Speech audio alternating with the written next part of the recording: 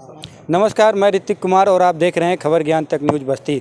आज कांग्रेस के वरिष्ठ नेता साधु शरण आर्या जी के नेतृत्व में इंडिया अलायंस के विजय हुए प्रत्याशियों की खुशी में यहाँ पर मिठाई खिलाकर खुशियाँ मनाई गई है। इसके संदर्भ में क्या कुछ आपका कहना है आर्या जी? देखिए, वर्तमान समय में जो इंडिया गठबंधन है वो देश की जो आम समस्या है, आम जनमानस की जो समस्या है, महंगाई, बेरोज़गारी, भ्रष्टाचार और जो सरकारी नौकरियां निकलती थीं उसका पेपर लीक होना, इन तमाम मुद्दों को लेकर के इंडिया गठबंधन के सारे नेता वो जनता के बीच में गए और जनता ने जो जनता की मूलभूत समस्याएं थी उसको लेकर के राहुल गांधी के नेतृत्व में, अखिलेश यादव के नेतृत्व में जनता जागरूक होकर के सड़क पर आ गई, पोलराइज हो गई।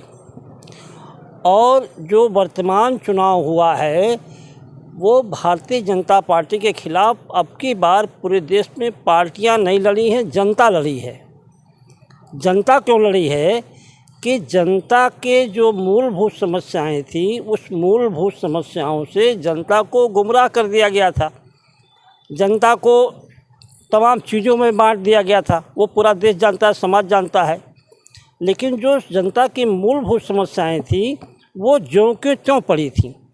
राहुल गांधी ने, इंडिया गठबंधन के नेताओं ने उन समस्याओं को लेकर के समाज में जागरूकता पैदा किया और जब जागरूकता पैदा हो गई तो जनता ने जो जनादेश प्राप्त करने का समय आया तो भारतीय जनता पार्टी के खिलाफ जनता खुद चुनाव लड़ी। और आज उसी का परिणाम है कि भारतीय जनता पार्टी के मुखिया लोग और इवन के भारत के प्रधानमंत्री, देश की पूरी गोदी मीडिया 400 पार की नारा दे रही थी। जहाँ जहाँ देखिए वो 400 पार का नारा लग रहा था। तो 400 पार का नारा देने का मतलब है कि लोकतंत्र की हत्या करना। जब आप जो है जनता के बीच में जनादेश लेने जा रहे हैं और जनादेश प्राप्त होने के पहले आप नारा खुद दे रहे हो, जनता दे तो बात समझ में आती है। मैं आपके बीच में मांगने जा रहा हूं और मैं कहूं कि मैं 400 पार हूं, तो आपसे, आपके बीच में जाने का, आपसे वोट मांगने का मतलब क्या है? ये तो लोकतंत्र का सीधा सीधा खुल्लम खुल्ला मजाक उड़ाना है, जनता को बेवकूफ़ बनाना है। और एक काम देश के प्रधानमंत्री माननीय नरेंद्र मोदी जी ने किया, जिसका परिणाम है कि जनता ने जनादेश उनके विपरीत दिया। जब आप 400 पार कर रहे थे तो जनता के बीच में जाने की आपको कोई ज़रूरत नहीं थी, लेकिन उसके बाद में या तो आप अपने को मुगालते में रख रहे थे या देश की जनता को मुगालते में रख रहे थे। तो उसका जवाब जनता ने दिया, जिसका परिणाम है कि आज जनहित के मुद्दों पर और जनता के तमाम इशू पर सारे वादों पर फेल हो गए और जिसका परिणाम है कि आज वो सरकार बनाने की स्थिति में नहीं है। कई सरकारें आई, कई सरकारें गईं, लेकिन देखा गया जो दलित समाज है वो दलित का ही दलित रह गया। लगभग देश आज़ाद हो गया 75 वर्ष हुए। देखिए, दलित समाज तो चूँकि उसका समाज में एक अलग स्थान ही दे गया दलित, तो दलित कह करके उसके मनोबल को और तोड़ने का काम किया जा रहा है। और एक्चुअल में दलित समाज तो है बहुसंख्यक, लेकिन उसके पास अपनी ज़मीन कुछ नहीं है। वो वाकई में वो दलित है, उसके पास अपनी ज़मीन कुछ नहीं है। थोड़ा बहुत जो उसने देश की आज़ादी के बाद जो तरक्की किया वो शिक्षा जगत में, शिक्षा में शिक्षित होने के बाद, नौकरी पाने के बाद, लेकिन उसके बाद भी आज भी दलित समाज राष्ट्र की मुख्यधारा से पूरी तरह से जुड़ नहीं पाया है। और इसको कोई भी सरकार जिस तरह से जोड़ना चाहिए उस तरह से जोड़ने का प्रयास नहीं करती, वो लॉलीपॉप देती है। और उसके पीछे कारण यह है कि हमारा समाज जागरूक नहीं है। जिस दिन पूर्ण रूप से शिक्षित हो जाएंगे, जागरूक हो जाएंगे और जो देश में डॉक्टर भीमराव अंबेडकर बाबा साहब ने जो संविधान दिया है उसके तहत हम अपना अधिकार खुद ले लेंगे, हम किसी के मोहताज नहीं रहेंगे।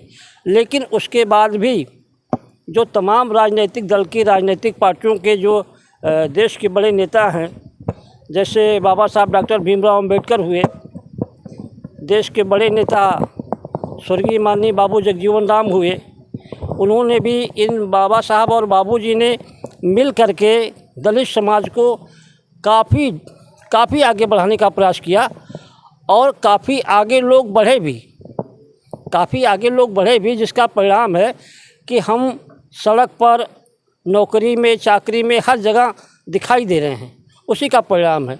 और उसी परिप्रेक्ष्य में बाबू जगजीवन राम की बेटी लोकसभा की पूर्व अध्यक्ष बहन मीरा कुमार भी दलित समाज को जागरूक करने के लिए, राष्ट्र की मुख्यधारा से जोड़ने के लिए पूरे देश में इंडिया गठबंधन में राहुल गांधी और जो हमारे क्षत्रप नेता हैं उनके साथ लगातार संघर्ष किए, दौड़ा किए, जिसका परिणाम है कि आज दलित समाज पुनः राष्ट्र की मुख्यधारा से जुड़ करके इंडिया गठबंधन की सरकार बनाने की स्थिति में आ गया है। हमारे साथ अर्जक समाज के राष्ट्र संयोजक जी भी हैं। आप लोगों ने भी मिठाई खाकर खुशियाँ मनाई है, तो आपका क्या कहना है?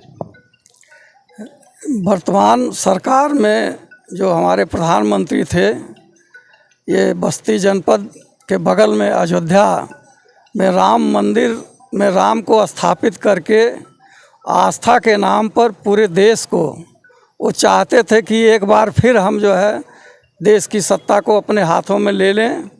लेकिन अयोध्या में राम को और उनके आस्था को नकार करके, उनके प्रति अविश्वास पैदा करके वहाँ समाजवादी पार्टी के प्रत्याशी की जीत ये साबित करता है कि पूरे देश में आस्था के नाम पर नहीं बल्कि नीति, जो अच्छी नीति हम बनाएंगे उस नीतियों को लेकर के लोग उनके साथ जुड़ेंगे।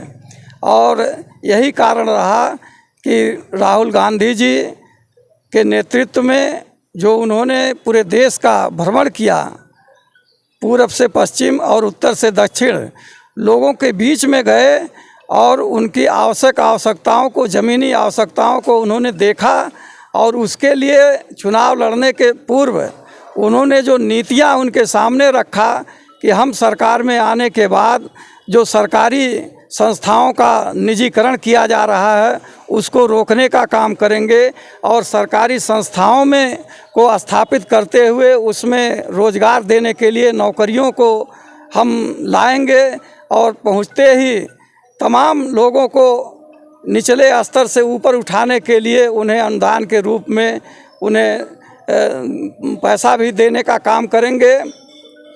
और शिक्षा के क्षेत्र में उन्होंने ये भी कहा कि देश में एक शिक्षा नीति स्थापित होगी जिसमें चाहे वो गरीब का बच्चा हो, चाहे राष्ट्रपति का बच्चा हो, चाहे अमीर का बच्चा हो, चाहे गरीब का बच्चा हो, उसको एक साथ और एक विषय एक हिसाब से पढ़ाई कराने का उन्होंने जो है वादा किया था।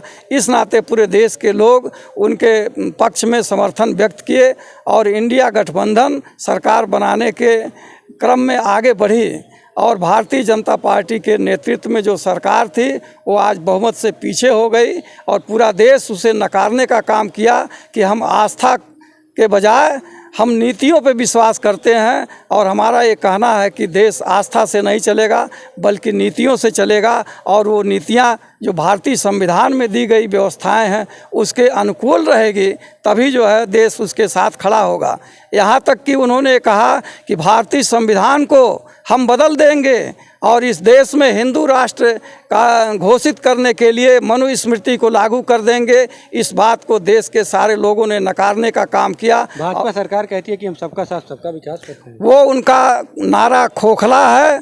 उनका अगर सबका साथ सबका विकास होता तो एक तरीके के विद्यालय पूरे देश में चलाए जाते और उनके शासनकाल में ही विद्यालय में अनुसूचित जाति के लोगों को जान से मरने का जो है अवसर उन्हें मिला और पानी का घड़ा छू लेने के बाद राजस्थान में निर्मम हत्या कर दिया गया शिक्षक के द्वारा बच्चे की। और इससे बड़ा जो है उनका भेदभाव क्या हो सकता है।